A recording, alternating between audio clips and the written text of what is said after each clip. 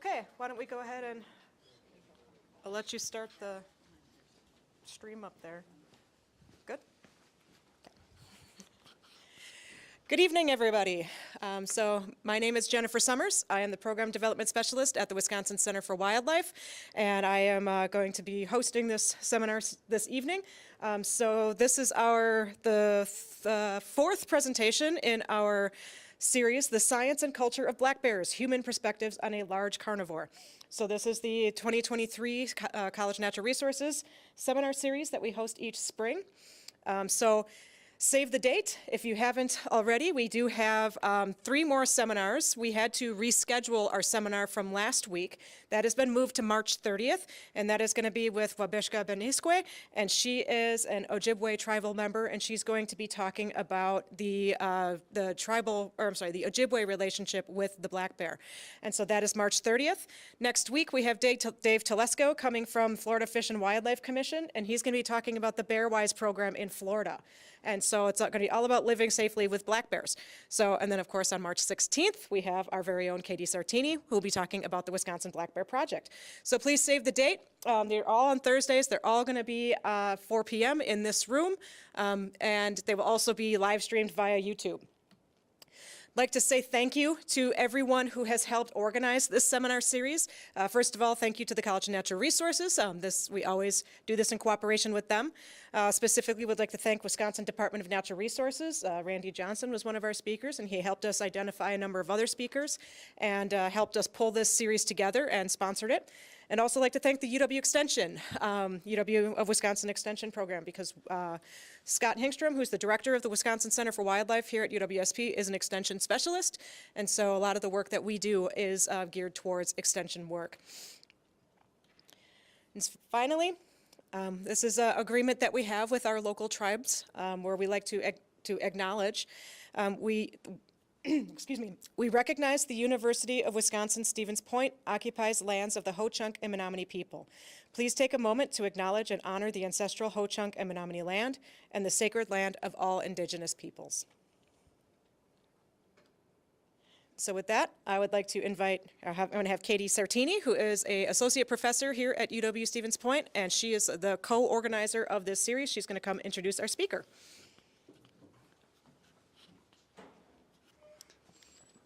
Sorry, I got to. You're fine. You're fine. All right. Today we have with us Jennifer Price Tack. She is the carnivore and elk research scientist with the Wisconsin Department of Natural Resources, Office of Applied Science. And as a DNR scientist, she is specifically meant to support science-based policy, so science-informed policy for wolves, bear, and elk in Wisconsin through population modeling and development of projects to inform research needs. And I think that's a really exciting part of her work, using science specifically to inform policy. So picking the questions that we ask with purpose and with policy in mind. Additionally, she lends her expertise in decision analytics to a wide variety of natural resources problems within the agency. As the lead decision analyst for the Wisconsin Department of Natural Resources' new decision science team, she has a Ph.D. in wildlife sciences from the School of Forestry and Wildlife Sciences at Auburn University, where she studied coyote and white-tailed deer population dynamics. And when she's out of the office, she spends her time recreating outdoors, traveling, practicing yoga, or with her husband on the land they own in the Northwoods, which sounds like a good time to me. So here we have Jennifer Price Tack. Great.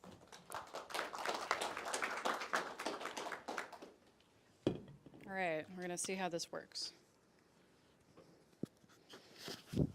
Just give me a heads up if it's not. Is this gonna work okay?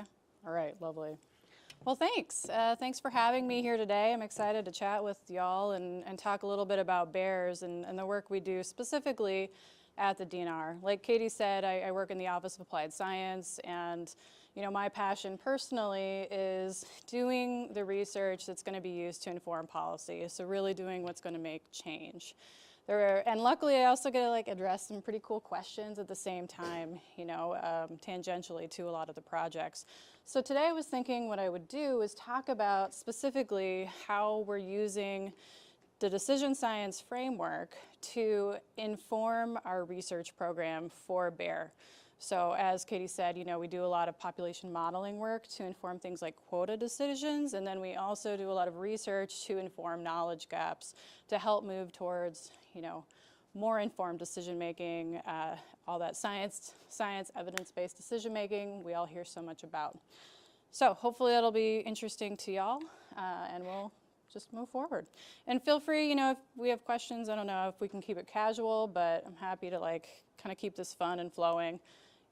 You don't really need to hear me for 45 minutes straight. I'd love to have a little back and forth too. All right, so first I wanted to back up a little bit. We think about the DNR and it's this big organization, right? This big agency. And you've already seen a few folks from the DNR. And especially with so many students here, you're probably trying to figure out exactly what you want to do. You like wildlife, you like research, you like management, but there are a lot of different ways that you can go within the field. So specifically thinking about bears, I thought I'd take a step back and show you some of the main areas of work within our agency. So this is our structure here. We have the Office of the Secretary at the very top, and then we have some other divisions. On the right, we have Forestry, Environmental Management, Internal Services, External Services. And then we have my division, which is Fish, Wildlife, and Parks. And then there are different bureaus within that. So there are a lot of different branches within our agency. And you've already seen some folks from wildlife management, and specifically Randy Johnson, who's going to be showing up late, so I think we should prank him and cover all the seats or don't let him in, I don't know. Just do something to him. He's a good friend. Anyway, so he's here, he'll be here later. He's a wildlife specialist. So within wildlife management, we have these wildlife specialists. Randy Johnson, carnivore specialist. Here's Brad Cooley, who is also here, damage specialist, and then that's Nancy Businga, who is our wildlife health specialist. So these folks specifically run statewide programs such as the abatement program, and they also work on the policy side of things. So they write our species management plans like the bear management plan and work extensively with our stakeholders and with the tribes to implement policy. Next, within wildlife management, we also have our county biologists. And so these are the folks, the boots on the ground, who are in the field and they're implementing the wildlife program at the county level. And they put on a lot of hats. So they do a lot of the education, they do a lot of habitat management, and a lot of data collection for our population models and things like that, such as wolf surveys. They helped us out with our hare surveys that I'll talk a little bit about later for bear. And this here is Lisa Kardash, and she's the Portage County biologist. And then next we have the Office of the Nerds, which is where I live. This is me, and this is Lydia Marganeau, who is our population model. So we're the data folks, we're the folks who do a lot of coding, spend a lot of time in the office, frankly, but then get out in the field every now and then for some pretty cool research projects. And our goal is to provide the best information to policy and managers to inform bear-related decisions, right? So that is our role. And every state has a little different flavor here. So we specifically have a unique system. Most states don't have a separate research branch. We do. And I think it's just helpful to know that there are a lot of different places, even within the agency, if this is the type of work that you want to do, that you could go. And this list isn't even exhaustive, right? There are some things, but we also have a lot of social scientists. And then we have folks that work in education and other places as well. So a lot of great ways you can specialize within the wildlife field. And I'd be happy to talk about that afterwards if people have questions, as you're thinking through your own career paths. All right, so the Office of Applied Science, where I am. So our goal, we provide the research and these consultation services on statewide fish and wildlife priority issues. So this is our mission, to provide the best available science to the division programs and staff to inform and support conservation and management decisions. So I specifically work with wolves, bear, and elk, but we have different scientists who have different specialties as well. So what does that look like for bear? How does this translate into our bear research program? Well, here it is. So we provide expertise to the Wisconsin Bear Advisory Committee, the BAC, and also to policymakers when they're trying to figure out what to do and make these really complex decisions. So I serve as an advisor to that group, the BAC, and we run population models, so annual population models, including estimating population size and producing projections to help evaluate various quota scenarios and other management alternatives. We also develop and implement bear research studies specifically to inform knowledge gaps, and I'll circle back and talk about all these individually. But I think what's important here and what I really love about our agency is that we use decision science and these decision analytic frameworks to bridge the science policy gap. So I'm going to start here talking about our work with the committee, but again, we're going to look at it through this lens of decision science. But first, what is this gap, right? We always hear about the gap between science and policy. Well, on the science side, it's often scientists who want to do good work, right? They want their work to be informative, to be useful to managers. But often, you know, we can do this great research, publish it in a top-tier journal, and it doesn't go anywhere beyond that. It can be really hard to get that information in a format and in the hands of the people who are going to use it directly. And then on the other side, we have managers, we have policymakers that want to use the best science. They want to make the best decision, but these scientific papers aren't always written in a very clear way that makes it easy to translate into policy, right? And so there's not clear guidance and a clear way for them to take that information and integrate it. So that's that gap. It's just this divide where we have different skill sets and we have different ways of communicating and looking at the world that make it a little bit difficult to integrate our ideas, our perspectives, to move forward effectively. So that's the gap. So how do we bridge the gap? This is a decision science framework, and I'll just walk through it real quickly. We're not going to go into too much detail. But this one is called, you know, specific to structured decision making, but they're all fairly similar, where you start with a problem or opportunity. Because in life, the only way we can make change is through decisions, if you think about it. Even if that decision is to do nothing or keep doing the same thing, that in itself is a decision. So if you think about it that way, the decisions are how we change the world, how we make things better, then you can use this kind of framework to help you make the best decision you can. So the first thing within a framework like this is to figure out, okay, what am I trying to decide? What is the problem, actually? And this can be more difficult than you think. You know, a lot of times we have multiple decisions we're kind of integrating into one, and it can be difficult to tease that apart. So decision science has tools for this and all of the steps, really, to help us make smarter decisions and work through a framework that's going to allow us to more reliably, more robustly evaluate our options. Next, moving on to objectives. This is what matters. These are people's values. Why are we trying to achieve something? What do we want to achieve? What do we want to avoid? And in this step, we also determine what are our performance metrics. How do we know if our decision is effective? How do we know if we're getting where we want to go? And I think a lot about, well, I'll come back to this actually. Next, once you have your alternatives, once you actually know what you're trying to achieve, the next thing is coming up with a suite of creative alternatives to help you achieve your goals, right? And so structured decision making really helps because it gets people to think creatively. And also probably right now you're thinking like, yeah, this is common sense, duh, we should do this. Like, no, I'm sold, all right, obviously. But the thing is, this is not cognitively what we do as human beings. Instead, we jump straight to alternatives. And when you get into a room of stakeholders at these committee meetings, et cetera, everybody comes into the room already identifying and advocating for the alternative that they want to see implemented. And that's problematic, right? Because it makes it really difficult to then take a step back and come up with your objectives and then creative alternatives that will better balance across those competing objectives.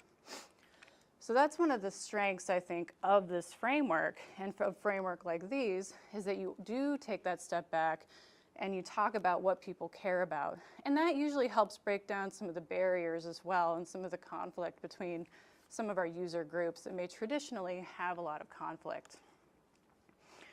So that's the important part, right? So, and then I also want to note here that these first 3 steps, all the way through alternatives, these are people things, right? This is not a place for science even. Science may, you know, as a scientist in a room, I may have some ideas or like information I can provide on things like what would be a good metric or, you know, what it would be an alternative. But clearly this is a place for people. And I think a good example of that is thinking about the limitations of Google Maps. So Google Maps is this incredible scientific tool, if you think about it. It has these complex algorithms, and it can help you get where you want to go very effectively, thinking about traffic routes, road conditions, etc. But Google Maps has one really big limitation. Google Maps can only help you if you tell it where to go. You have to know your destination in order to use that tool effectively. And science is the exact same way. If you don't know where you want to go, science can't help you. It can't tell you how many bears you should have in the state, how many wolves, etc. So that's really important. Having that first step, working with your stakeholder groups, and identifying where you're trying to go. Next is where we get science, the consequences. So this is where we're evaluating those alternatives and seeing what happens if we implement each of these. How does it affect our objectives using those metrics? This can involve quantitative fancy models. It can be qualitative. It's a predictive process.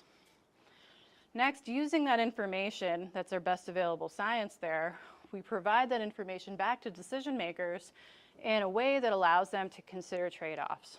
There's very rarely, especially in the wildlife world, especially in natural resource problems, there's rarely a decision or an alternative that performs well across all of our objectives. We're almost always dealing with conflicting objectives, and we have to figure out which alternative is going to best balance across those objectives. So that's another piece where people come in, right? We got to figure out which action is best given our objectives and given our preference among those objectives. So next we have that information and we can move forward, and the policymaker, decision maker can pick the alternative they want implemented and then take action. Also important here, decision science frameworks do not make a decision for anyone, but they provide useful, relevant information to help people evaluate those alternatives and also consider uncertainty. So we can include uncertainty in our models and think about, do we want to hedge our bet, for example, in a risky situation? All right, so how do we do this with bear? I'm going to walk through how this is actually applied within our bear management group. All right, so thinking annually, we always have one decision that I work with the Bear Advisory Committee, provide them information so they can make a recommendation on a bear quota for each of the bear management zones. So that's our problem, our opportunity, right, is how many bears can be harvested per zone in a given year. And we want to do that meeting the objectives of the committee and of the bear management plan. I'll go through those in a minute. Okay, so here are the ones, these are straight out of the plan. These are the things that we're trying to achieve or avoid. Having adequate hunter success rates, hunter satisfaction, minimizing hunter crowding or conflict, minimizing agricultural damage, nuisance complaints, and then maximizing or maintaining a high level of bear health. These are the things that we are trying to achieve and how we know if we're doing a good job. The alternatives that we consider every year are those various target quotas and permit allocations per zone. How many bears are we going to try to take to meet whatever population goal we have established? And again, remember, this is not a place for science. Like, I don't have a part in this. My research doesn't have a part in this. This is what people care about, right? But the next step is where my team comes in. So that's the what would happen piece of this, where we're using our population models. So I'm going to dig in a little bit deeper into that and show you what we do. All right, so we evaluate our quota scenarios using a quantitative model called an age at harvest model. This was first developed by Allen et al. In 2018, and then there have been some improvements since by DNR researcher Glenn Stauffer. The goal of this population model is to estimate the bear population and project it forward under these various quota scenarios. So we can run a bunch and see how it affects the population over the following years. So this age at harvest model takes the best information we have and estimates the most likely population size given the data, which includes observed bear harvest and then observed sex ratios from those harvested bears. So here's the data we use. We have total harvest, so we have our sex and zone specific harvest from our harvest reports. We have aged harvest data, that's from the tooth that are pulled and submitted from each bear, and those are sent to a lab for aging. So there's a, we usually have like a 1-year time lag, but we get the data back and include it in our model. And then we assume the age structure is the average of the past 3 years. And then the final parameter that goes, or the final piece of data is the starting population. This is from a 2011 tetracycline study by David McFarland. And however, we do periodic calibration. So in 2019, we actually did this really extensive hair snare study that I'll talk about in a little bit. And the point of that research is to have a more updated, so a more recent starting population value for our projection model or for our population model. All right, and then we have parameters that go into the model as well. So we have harvest season and non-harvest season, survival probability, cub survival probability. Cubs are illegal to harvest, however, by the age data, we know that a few every year do end up being included in the harvest. We have pregnancy rates and litter sizes, and then harvest reporting rate, so the proportion of the harvest season mortality that is attributed to harvest, because there are bears that still die during that time period that aren't in our harvested sample. And so this is the type of information we get out of it. So here's the projection over time, and this is for zone B. So there are the different bear management zones, and the one in blue is B. And here's Randy Johnson, so if you have any hard questions, they're for him. I tried to get them to prank you. They wouldn't do it. Well, that's good. Yeah. So here's the type of information we get, right? We're able to actually look at the population and give us, and then we have our confidence intervals. Again, because uncertainty is really important, right? And so this is what we're looking at and the type of information we produce. And we put this all in a report that we provide in a packet to the committee. That way they can look through. They have a lot of information, not just on the population here, but the population size, but also things like those sex ratios, age ratios, et cetera. So they can get a good sense of what the population looks like and how healthy it is. But this is the population estimate part of it. And the next step is that once my team does all this population modeling, has all this information, we then have this committee meeting where we bring that packet to them. And then we go through, Randy and I work through this process with the committee, first talking about going through a zone summary, which has all those metrics that we just talked about, those objectives from the bear management plan. We provide them the information on those metrics to have a discussion about how they feel about where the population is and where they would like it to go. Based on that, they set a zone objective, whether to maintain the population, try to increase it, or try to decrease it. Then we go through harvest projections. So this is that evaluating our alternatives part of it, where we see how those various quota scenarios are going to affect our population metrics. And then finally, the last piece is a permit allocation, where we allocate more permits than we do the target quota. So we evaluate how many permits to allocate to get us as close as possible to that target. Any questions so far? So clear, right? Okay, so here's one of our summaries that I was going to go through. So on the left, you're going to see the bear management criteria. We have success rates, we have preference points needed, hunter satisfaction with the quality of the season, level of hunter crowding, level of ag damage, number of nuisance and property complaints, and then bear health, which is an indicator of is there anything that we've seen, any reports that indicate there's something going on with a bear disease or like mange or anything like that. So we provide information on the current status as best we know it, a 4-year trend to see if there's anything concerning that's coming to light, and then we've got a couple notes on the side. But largely you can see like this gives us a good idea of where we are, and it doesn't only look at just the bear population size, but also these other metrics that people care about. A big one with bear are wait times and these other pieces that relate to hunter satisfaction. And so this is how we're actually integrating not just the biological piece, not just those population estimates, but also the social elements, also the agricultural damage, which is really important to our agricultural producers, and that hunting social piece as well. So this is how we consolidate everything we've like produced, all of our reports into one table that gives them the information they need, so then they can have an informed discussion on what to do next. Based on this information, what do they want to do with the population size? For Zone B, the objective has been to maintain for the last few years, and that was this past year as well.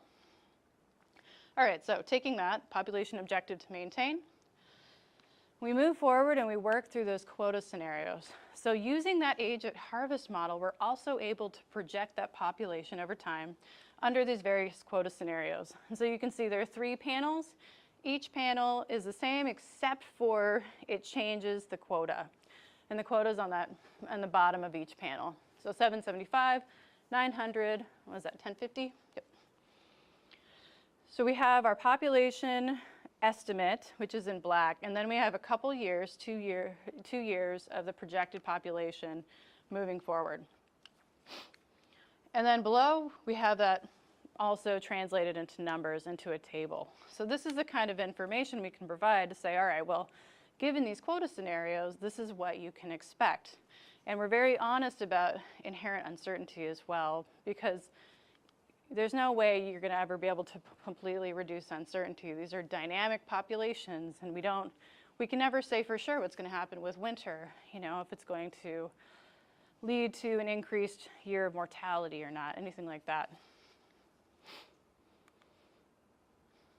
So that's what we have. We provide that information back, and then the committee is able to have an informed discussion using that best available science, using the best available data that we have, to then talk about trade-offs and ultimately decide which quota is going to best balance across those competing objectives. That generates a lot of discussion. But once they've talked about the objectives, what I find, and maybe Randy feels otherwise, is that the discussion ends up being pretty simple after that. I think having that information laid out for them really leads to informed discussion. It makes trade-offs really explicit and helps folks focus in on what they care about most. So based on that discussion, then they recommend a quota, which goes through our DNR leadership team and eventually to the Natural Resources Board for approval.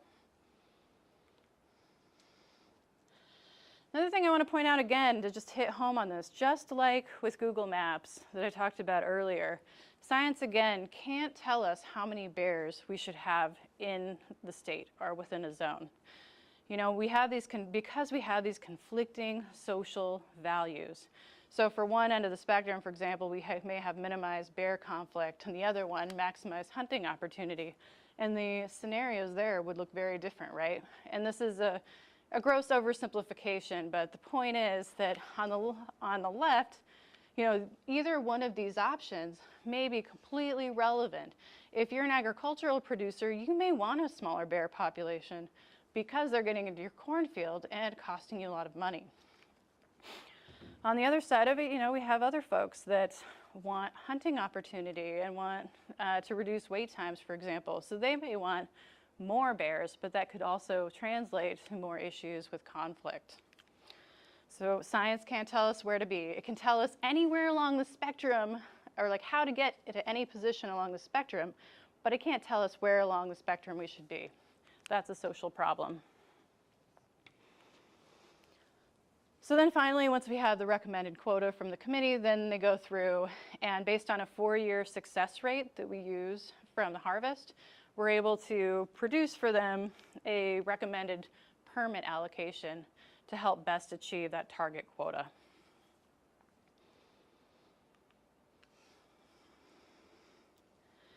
So then again, they're taking that information and then they transfer it up the ladder, and eventually it gets approved, and then permits are allocated.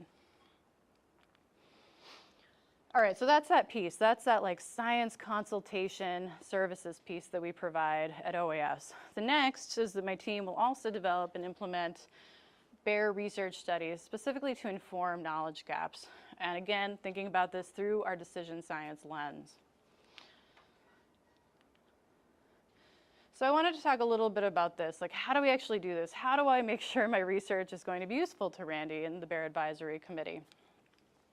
Decision science also provides us a lot of tools for doing a better job of this. One of the sets of tools is called value of information analyses, and that helps us to assess information needs.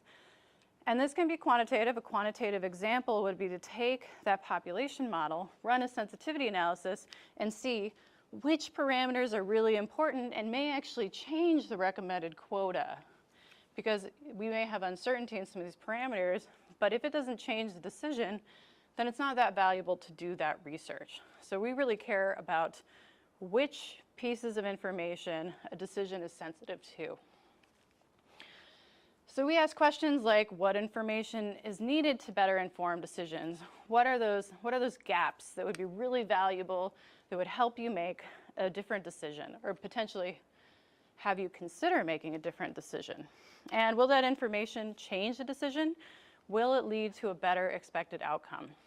So we do that quantitatively and also informally. You know, Randy and I talk pretty extensively through these policy decisions. You know, what's coming up in the future, what could be useful to know. So we work very, very closely to better understand the needs of the program and then better tailor the science to meet those needs.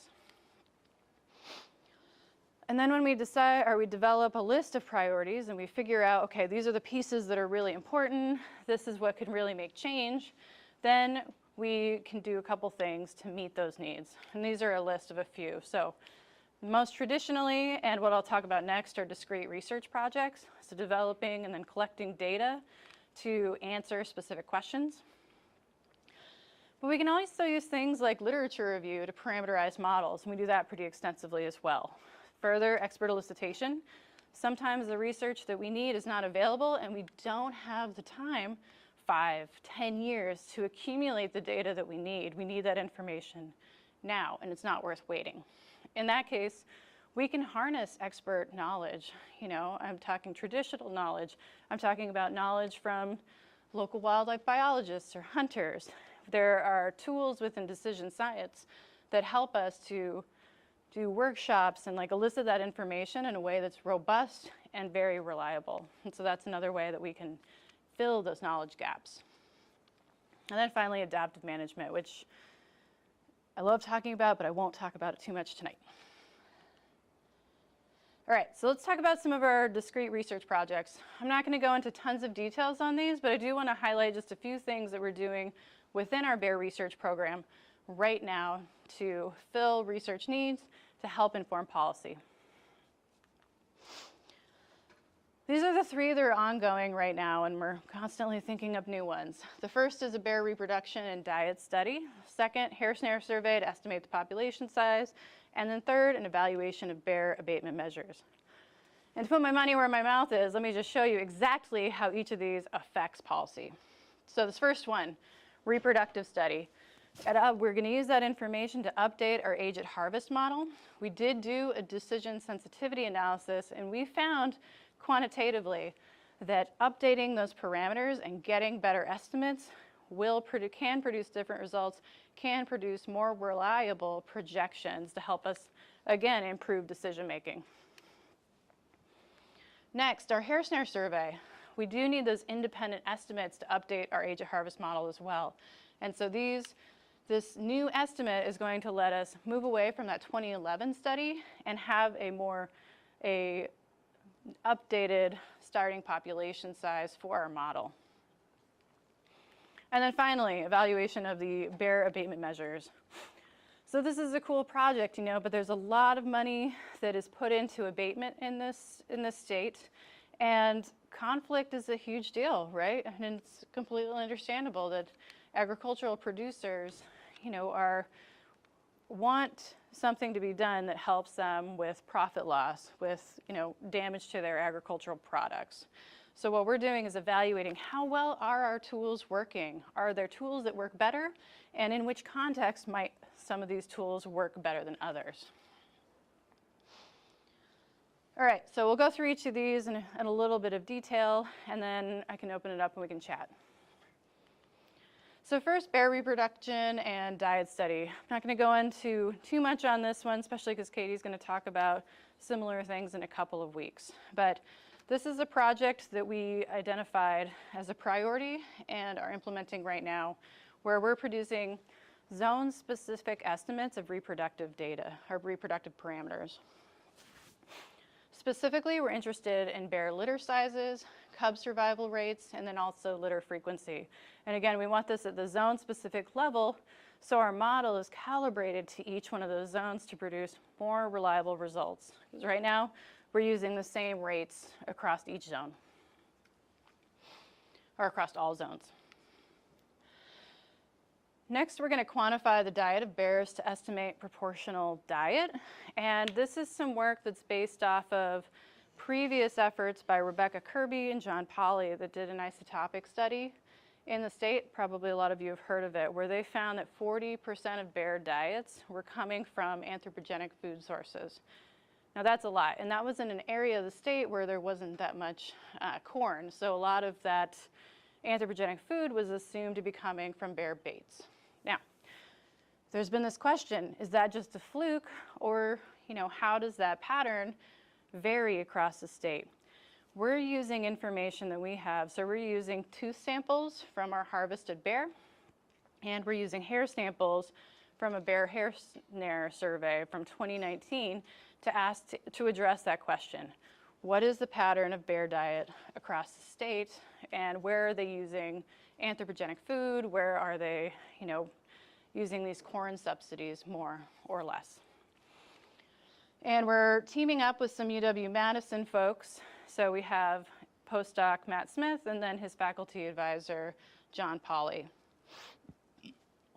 Yep.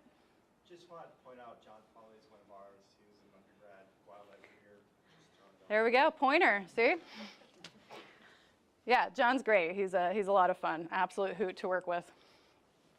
And then the last thing is that we're, you know, along with that isotopic work, I'm pretty excited about this. It's years from happening. We're still very much in data collection phase, but we're going to be quantifying the diet of sows and then seeing how those patterns in diet may also be affecting our reproductive parameters. So one of the questions, and anecdotally, I think this is the case, Katie, I bet you see the same thing, that bears in cornfields may be having larger litter sizes.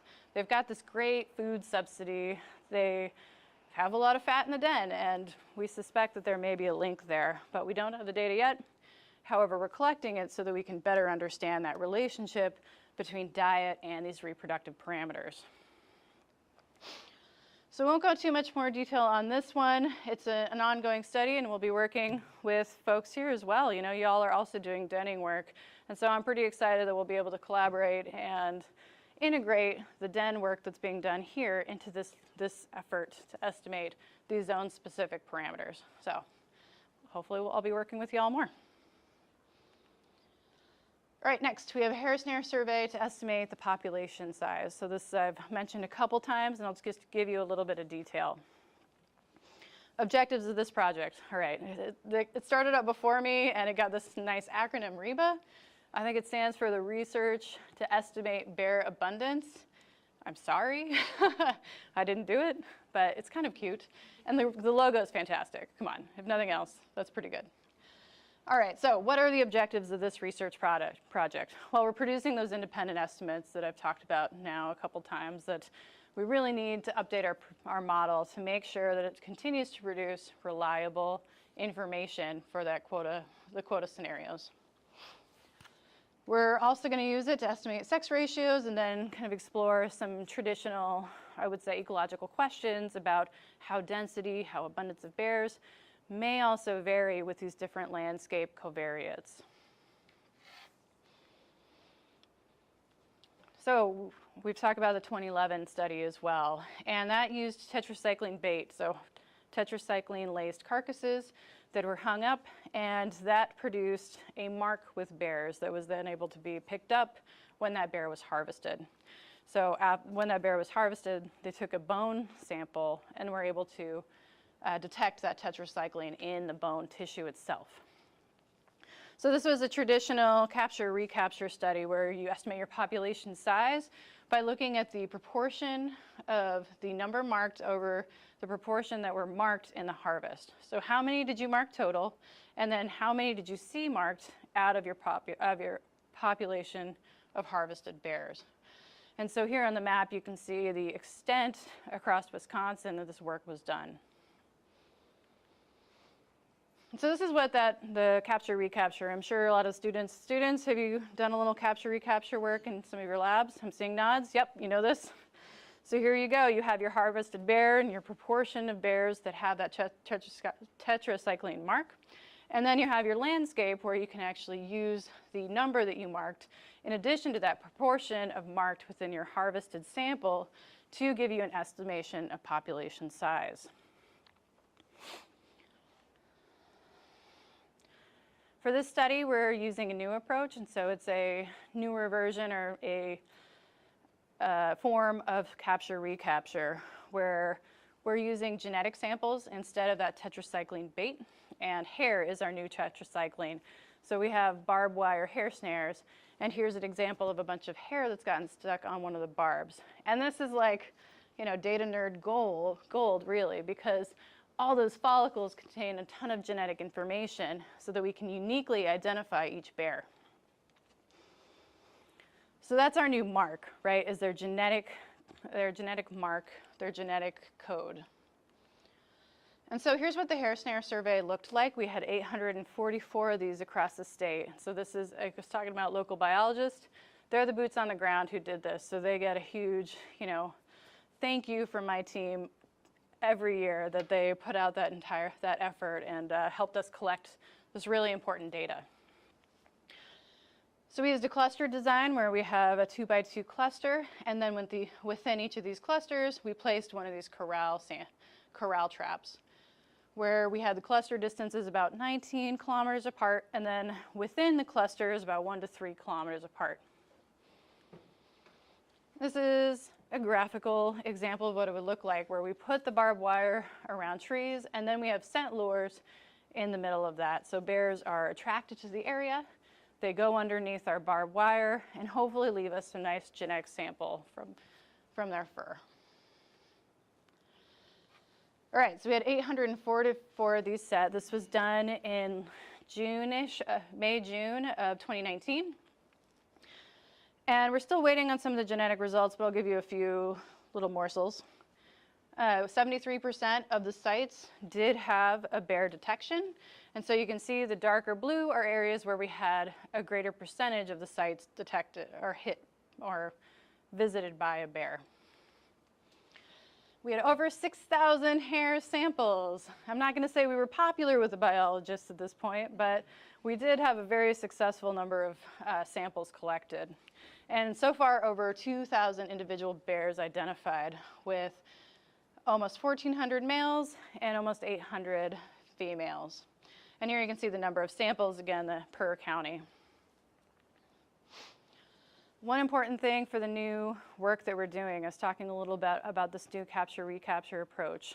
It's called Spatial Capture-Recapture, and how it differs is that we are not just using recapture, like temporal recaptures, so multiple events, and then you have at least 2 events, and you use that mark population and proportion of the second detection sample to estimate. You also, with this new modeling approach that I won't go into in much detail, use both spatial and temporal recaptures. So the goal, and why we were using that 4x4 cluster design, is that we wanted to get recaptures of the same individual multiple times throughout the study, as well as at multiple sites. And that gives us information to get a better idea of their their usage of the area as well. So we can actually look at things like, kind of activity centers, which would be similar to like a home range. So this is what we have so far. On the left are capture histories. By large, we get one individual detected once throughout the survey. And that's the same with spatial recaptures. We don't get that many spatial or temporal recaptures. We're working with the data to still see if we can do these more advanced models. But if not, we had a backup plan. And we've also sent in our 2 samples from the harvested bear. And we can use this information, genetically identify each one of those harvested bear teeth, and then use that in a traditional mark recapture framework to give us our population estimate. So what now with this? We're waiting on genetic results. We had some issues with it that are being sorted out at the lab, but we're hoping to have that information soon so that we can produce that population estimate and we can calibrate our model. And then the last project I want to talk about is this evaluation of bear abatement measures. And here are our project goals. We're evaluating effectiveness of these different bear abatement measures, specifically for reducing damage to cornfields. And so here's an example. You probably have seen some pictures of this before, being wildlife students, but bears can do an impressive amount of damage in a cornfield. They will just plop themselves down and start pulling corn their way. And it's just incredible how many acres they can take down in a very, very small amount of time. So we're interested in, okay, we've got all these great abatement tools, but which ones work the best? And are there contexts where one may work better than another? So specifically, we're looking at these 3, trap and translocate, so actually setting culvert traps, catching the animal, and then moving it, shooting permits, and a combination of both. We're also going to use this information, look at spatial autocorrelation, see how do landscape characteristics reduce or improve effectiveness. Are there areas that we can predict using what we learn that may help us better develop a plan for a specific site to help out a farmer to prevent crop damage in the future? The other question we're really interested in is this last one about, do unenrolled farms that are neighboring farms that are enrolled in the abatement program getting some benefit from their neighbors being in the plan? Like, how far do these abatement measures work? Like, is there a buffer of area where they're really effective, and how big is that buffer? So this work's also just getting off of the ground. Oh, that was a terrible pun. We're talking about aerial surveys now. Sorry for that as well. Yep, but we're doing aerial surveys. These are all circles that we've identified where we've got enrolled or unenrolled farms. We're having our pilots fly those farms and take pictures of all of the cornfields within that circle. So right now we're looking at thousands of pictures of cornfields right now. We've created a new game called Corn or Bust to determine whether or not some of the fields are even corn. And as you can imagine, it's a decent amount of manual processing.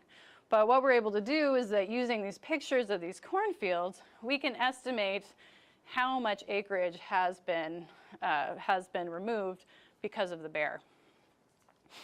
And we're able to also identify and differentiate, bear versus things like deer. It's pretty apparent. I mean, bear can take out these huge swaths in the middle.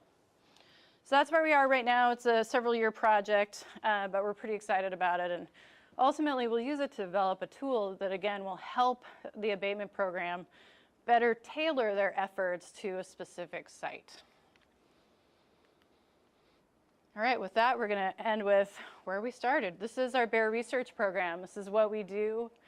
We really are excited about the work we do and getting the opportunity, frankly, to help make an impact, to do research that's really impactful for policy. And I think in particular, I'm a little biased with a decision science background, but I think this approach, this framework that we use really helps to bridge that gap, helps us to more effectively integrate stakeholder interests, public and tribal values, and science into decision making. There are clear roles for each and clear ways to effectively integrate them. And I think that main piece for integration is metrics. Metrics to make objectives that are pretty fuzzy and vague really concrete, and they give information for scientists and modelers to develop tools that are tailored to evaluate how various alternatives affect those metrics. And I think that's a really, really powerful thing. Also with our science, we're providing robust, reliable predictions, as I was talking about, that I think help people really see trade-offs and really better evaluate uncertainty when they're making those really complex, difficult decisions. And these decision science tools are helping us to better both assess and address knowledge gaps and fill them quickly and effectively. So with that, I want to thank everybody here. Excited to be in Wisconsin. I've been here about 3 years now, and excited to learn more about the work you're doing and see how we can integrate our efforts. So thank you. This is my team here. I've got myself on the left, Aaron Morrison, Randy Johnson, also over there, and then Alex Hanrahan. And we hope to chat with you more soon. Does anybody have any questions? Yeah, or that.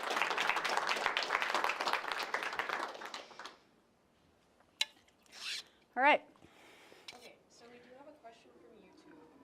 Somebody asked, does the DNR still conduct the air-based station survey? Nope, not anymore. That was the 2011 tetracycline study, and we do not do that anymore. Just a quick, for the record, so the YouTube audience can't hear the question, so please try to repeat the question. Sure. Because you're with the microphone. Yep. No problem. So the question was, are we still doing the tetracycline baiting study? And no, we do not do that anymore. We're using the hair snare work instead. Thank you. Yeah? Why such a large disparity between male and female bears in your hair snare study? Yeah, good question. I suspect, well, those are, I suspect that we have a lot of bears that are just moving around a lot more, and I'm not too surprised by having a greater detection of males. They have larger home ranges, so they're probably hitting more sites as well. But so the population is kind of more average than that. Correct, yeah, yeah. It wasn't like the smell, maybe. It was like The smell could also definitely play a part of it. Oh, I'll work on it. You're just gonna have to remind me every time, Jennifer. Repeat the question. Yeah, that was aggressive. Yeah. So, I haven't worked my way through the 178-page wolf management plan yet. I imagine, I don't know how long the bear management plan is. Sounds like you work on both of them. Is there a place in that document where you explain kind of the support stuff that you provide to the plan, or is it pretty much behind the scenes? So with the wolf plan specifically, so the question is, Any of these plans. So if I just kind of download a plan, and there's a lot of decision kind of language in there, yeah. is there like some of the kind of the analytical stuff that you're doing to support the alternatives or to support some of that stuff? Is that explicit in the plan, or is it kind of behind the scenes? So the question is within these species management plans, is some of this decision science and some of the modeling work explicit in those plans, or is it all behind the scenes? And I guess it's kind of a mix, it depends. So a lot of this decision science stuff for the agency is very new. I've only been there 3 years, and it's been a very new thing for us to do. So it's beginning to get more, or beginning to be integrated more explicitly.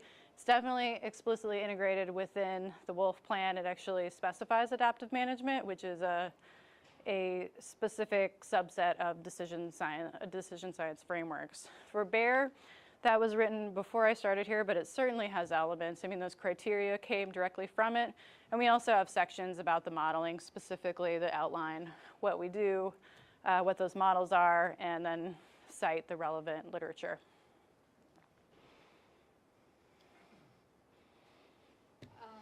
From watching a lot of different advisory committee meetings and natural resources board meetings, how often would you say when you present data to committees or to the natural resources board, do people question the data that you present or the scenarios that you present, and how do you handle that? Excellent question. So the question is, when we are working with committees or with policymakers like the Natural Resource Board, what do we do if there are questions about our data, about our models, et cetera?